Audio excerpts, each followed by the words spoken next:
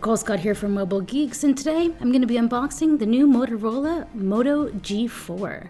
We have the handset, some instructions on how to use the dual SIM. Here we have the PSU, it's combined, some instruction guides in a few different languages, and of course the handset itself. On the top we have a 3.5mm headphone jack with an all-metal bumper. Here we have a 13 megapixel camera with dual tone flash and a removable bag. We have a power button and integrated volume rocker. Around the other side, we've got nothing else but all metal. The bottom is a micro USB port and a little space to pull off the back. There's the dual SIM and separate micro SD card for expansion and an integrated battery that's non-removable. The removable back cover is one of our favorite features since it allows for a heavy amount of customization when you go through the Moto Maker program. Taking a look at the handset itself, it's got a 5.5 IPS display with a 71% screen-to-body ratio.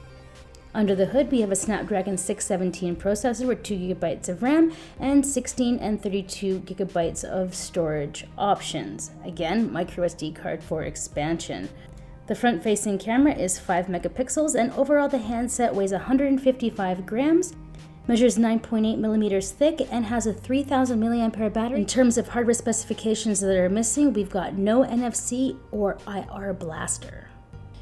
One of my favorite things about Moto devices is the Moto app. So if you head into here, it can react to movement. So just twist twice and it turns on the camera, and we have notifications at a glance, as well as things like chop to turn on the flashlight, which surprisingly is something that I've ended up using quite a bit over the years, especially at night when I have this phone in bed. So now checking out the camera, we have a 13 megapixel shooter here, but it still is relatively quick.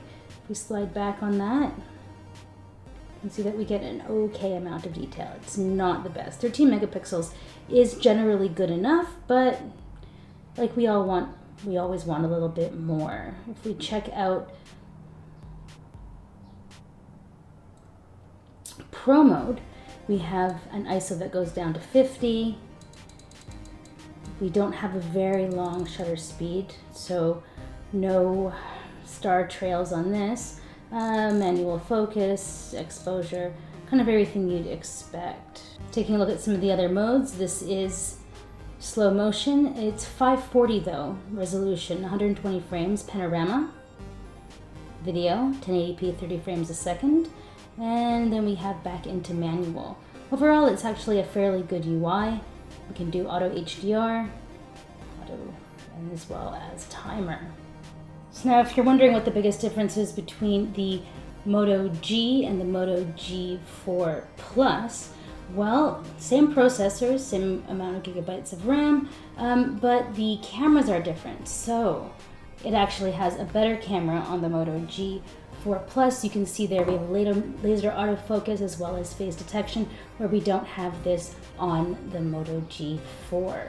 We have the same dual tone flash, which is really nice. And then of course at the bottom you can see that the G4 is missing the fingerprint sensor, though I do have to admit putting the fingerprint sensor on the G4 Plus makes me really realize how much dead space there is on the bottom. Also, I currently can't use it as a home button, which I find incredibly irritating. So that was just a very quick and dirty hands-on of the Moto G4. I'm going to be doing a full review. If you have any questions, let me know in the comments and I'll be sure to include them. If you haven't already liked this video, why don't you give us a thumbs up, and if you haven't subscribed to our channel, do that so you don't miss the review.